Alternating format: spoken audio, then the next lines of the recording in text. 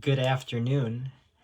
In today's video, I wanted to continue my reflection on how the Catholic Church best exemplifies the four marks of the Church that we believe with Protestants are the marks of Christ's true Church. The Church should be one, holy, Catholic, and apostolic. I focused on one and I focused on holy. Today, I wanted to focus on Catholic. Now, on the one hand, we think that Catholic is, the Catholic Church. But on the other hand, when we say Catholic in the Creed, really it's Catholic with a lowercase c. And its synonym that we would use more commonly is universal. That is, the Church is for everybody. This was actually one of the early Church's biggest first struggles, because the Jews were God's chosen people. They were exclusive. They were set apart.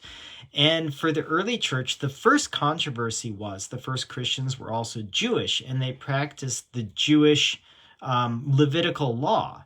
And when especially Paul, began to convert the Gentiles who were not circumcised, who did not practice the Jewish dietary restrictions, there was great controversy in the church.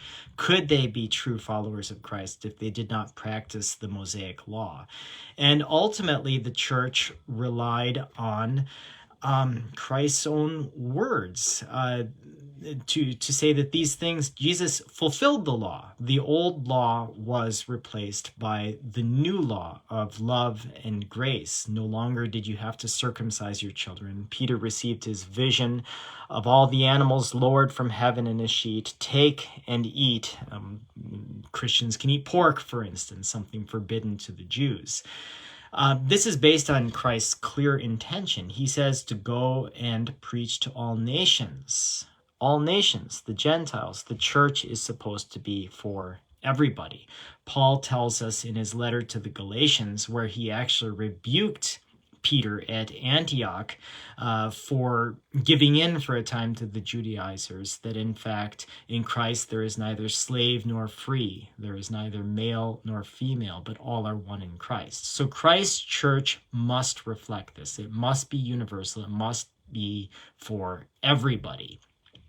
I think you see this marvelously in the Catholic Church, more so than in Protestant churches. For starters, I look at the history of the church. I think of the example of the saints. We have saints from every race, even in the early church, and especially in the early church. Think about St. Augustine, for instance. You may not see this in icons of Augustine, but he was the bishop of Hippo Regius, which was in North Africa. So Augustine surely was black. St. Cyprian of Carthage, similarly. Tunisia. These great saints and doctors of the church were African. They were black. So you have different races represented in the early church, not only the Semitic races, but the Romans, the Africans. Very quickly, the church looked universal. And it wasn't just in terms of race, it was also in terms of class. I think of the example of the early martyrs, Felicity and Perpetua. Perpetua was a noblewoman, and martyred at the same time as her was Felicity, who was a slave woman. And today in the church, they share a feast day. Saints Perpetua and Felicity share the same day on the church's liturgical calendar. So I look at the history of the church and I see this. I also see the church's missionary mandate, especially with the discovery of the New World, this feeling, the church feels impelled to go and preach to everybody. The Native Americans, the Jesuits and the Franciscans went and they preached among them. There's a movie that I loved called Mission, from the 1980s, where the Jesuits are among the Guarani Indians and stand for their rights against the Portuguese, who want to enslave them and argue that they're less than human. Here the Jesuits they live among the Guarani. They know that they're fully human. They're not subhuman. And they defend their rights, they baptize them, and they stand up for them against the Jesuit enslavers.